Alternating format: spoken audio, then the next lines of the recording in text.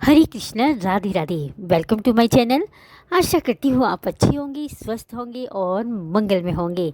आप सभी को 2025 में देवशयनी एकादशी की ढेर सारी शुभकामनाएं। इस वीडियो में मैं आपके लिए लेकर आई हूँ पावन पवित्र फलकारी कथा, देवशयनी एकादशी की व्रत कथा। क्या आप भगवान विष्णु की योग निद्रा के बारे में जानते हैं? तो इस वीडियो में हम सुनेंगे भगवान विष्णु की योग निद्रा का रहस्य।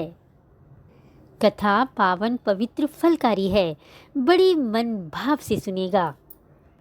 कहते हैं देवशयनी एकादशी का व्रत रखने से हमारे समस्त पाप नष्ट हो जाते हैं और हमारे जीवन में सुख, समृद्धि, धन, वैभव की कभी कमी नहीं होती और हमें मोक्ष की भी प्राप्ति होती है।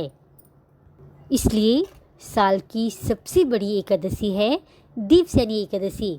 आप औरों को भी सजेस्ट करिए कि ये व्रत अवश्य रखें। आषाढ़ शुक्ल एकादशी को मनाई जाने वाली देवशयनी एकादशी केवल एक व्रत नहीं बल्कि आध्यात्मिक शयन की शुरुआत है। इस दिन भगवान श्री विष्णु भगवान क्षीर सागर में योग निद्रा में पूरे 4 महीने के लिए चले जाते हैं और इसी दिन से चातुर्मास का शुभारंभ होता है। एक ऐसा पवित्र काल जिसमें संयम, साधना, सेवा और दान विशेष फलदायी होता है। इस पुण्य दिन पर व्रत करने से पाप नष्ट होते हैं और पुण्य द्वार खुलते हैं। देवशयनी एकादशी की कथा, व्रत विधि, दान के नियम और भगवान विष्णु की महिमा जानने के लिए यह कथा अंत तक श्रवण अवश्य करें। इस पावन अवसर पर तुलसी, वस्त्र, अन्न, छाता, दीपक और जल पात्र का दान अक्षय फल प्रदान करता है। बोली लक्ष्मी नारायण भगवान की जय, एकादशी माता की जय, वृंदावन बिहारी लाल की जय। क्या आपने कभी सोचा है कि भगवान विष्णु निद्रा में क्यों चले जाते हैं? इसके पीछे एक रहस्य है, अत्यंत भावपूर्ण कथा छिपी है। राजा बलि और वामन अवतार की कथा। प्राचीन काल में राक्षसों के कुल में एक अत्यंत पराक्रमी, दानी और धर्मनिष्ठ राजा उत्पन्न हुआ। राजा बलि यह असुर होते हुए भी वेदों का पालन करने वाला, यज्ञों में विश्वास रखने वाला और ब्राह्मणों को सम्मान देने वाला शासक था। उसकी तप, दान और न्याय प्रियता के कारण देवलोक तक कांप गया। राजा बलि ने महर्षि शुक्राचार्य के संरक्षण में अनेक यज्ञ किए और अंततः स्वर्गलोक पर विजय प्राप्त कर ली। इंद्र और अन्य देवता धरती पर भटकने लगे। सभी देवता ब्रह्मा जी के पास गए और फिर सबने मिलकर भगवान विष्णु से विनती की, हे प्रभु, धर्म की रक्षा के लिए अब केवल आप ही समाधान हैं। भगवान विष्णु ने असुरों को धर्म से विचलित किए बिना नीति से पराजित करने हेतु एक अद्भुत उपाय किया। उन्होंने वामन अवतार लिया, एक सुंदर, तेजस्वी, कमल नयन बटुक ब्राह्मण के रूप में। हाथ में कमंडल, छत्र और कमर में मृग चर्म। वे सीधे राजा बलि के यज्ञ में पहुँचे। राजा बलि ने उन्हें देखा और श्रद्धापूर्वक पूछा, ब्राह्मण देव, मुझे बताइए, मैं आपकी क्या सेवा कर सकता हूँ? वामन भगवान ने मधुर मुस्कान के साथ कहा, हे दानी राजा, मुझे केवल 3 पग भूमि दे दीजिए। राजा बलि हंस पड़ा, 3 पग भूमि? मैं तो आपको पूरे गांव दे सकता हूँ। मैं आपको पूरा गांव दे सकता हूँ।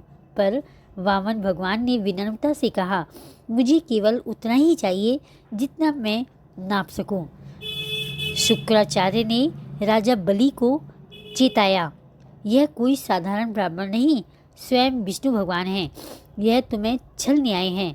परंतु राजा बलि ने उत्तर दिया, यदि यह भगवान स्वयं है तो मुझे क्या चिंता। यदि भगवान मुझसे कुछ मांगते हैं तो यह मेरा सौभाग्य है। और उन्होंने 3 पग भूमि देने का संकल्प लिया।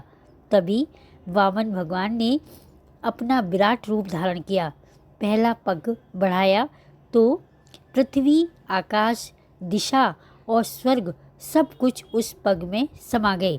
दूसरा पग बढ़ाया तो ब्रह्मांड के शिखर तक पहुंच गया। अब तीसरा पग कहाँ रखे? वामन भगवान बोले, हे बलि, अब बताओ तीसरा पग कहाँ रखूं?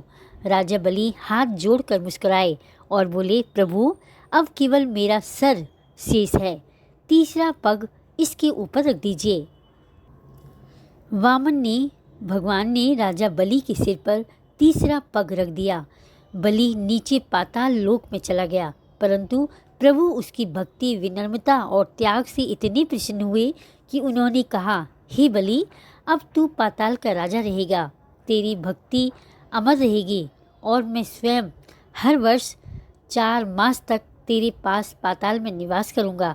तभी से भगवान विष्णु आषाढ़ शुक्ल एकादशी को योग निद्रा में चली जाते हैं, जिसे देवसैनी एकादशी कहते हैं, और ये कार्तिक शुक्ल एकादशी को पुनः जागते हैं।